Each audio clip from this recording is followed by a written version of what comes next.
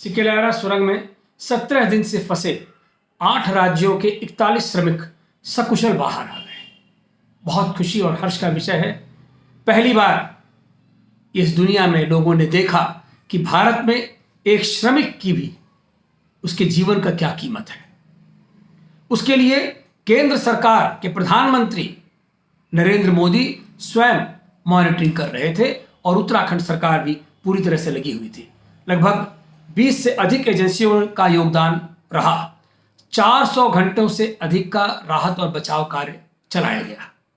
यह बहुत सराहनीय कदम है, इसलिए भी कि एक शोषितों और वंचितों की जिंदगी हमारे लिए कितनी बहुमूल्य है। यह 2014 के बाद जो प्रधानमंत्री का एक विजन था कि यह समर्पण है शोषितों और वंचितों के लिए, प्रथम वरीयता वंचितों के लिए, यह जो उनका समर्पण था उस पर यह कार्य किया गया।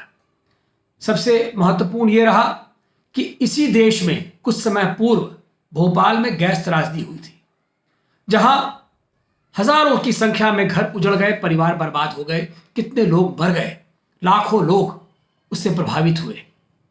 और जिसने यह साजिश किया था और जिसके गलती से, त्रुटि से इतनी बड़ी घटना घटी थी, उन दोनों को, दोषियों को कार में बैठा के हवाई जहाज से विदेश में सुरक्षित पहुंचा दिया गया था।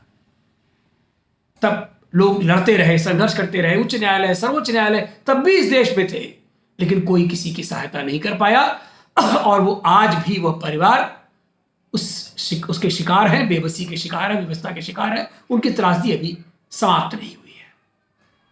वहीं दूसरी तरफ इनको सकुशल निकालने के लिए सरकार का जी जान लगा देना। जहां एक तरफ भारी भरकम मशीनें लगाई गई, जहां ड्रिलिंग के तमाम बड़े उपकरण भी लगाए गए, वहीं रैट होलर्स माइनर्स जो परंपरागत संसाधन थे, वही काम आया। सारी मशीनों के फेल होने के बाद एक नई सीख मिली।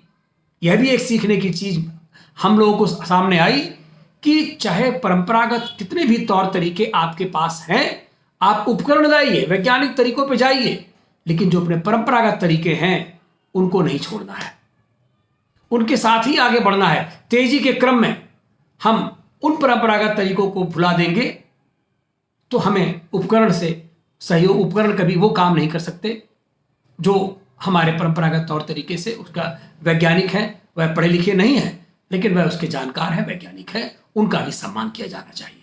तो सबसे महत्वपूर्ण बात है, प्रधानमंत्री नरेंद्र मोदी जी से हम सब ये मांग करेंगे कि जब वहां वैज्ञानिक, वहां इंजीनियर्स और एक बहुत जानकार लोगों की जो टोली थी, टीम थी, उनकी किन गलतियों के कारण, वो कौन लोग थे जिनकी गलतियों से इतना बड़ा हादसा हुआ।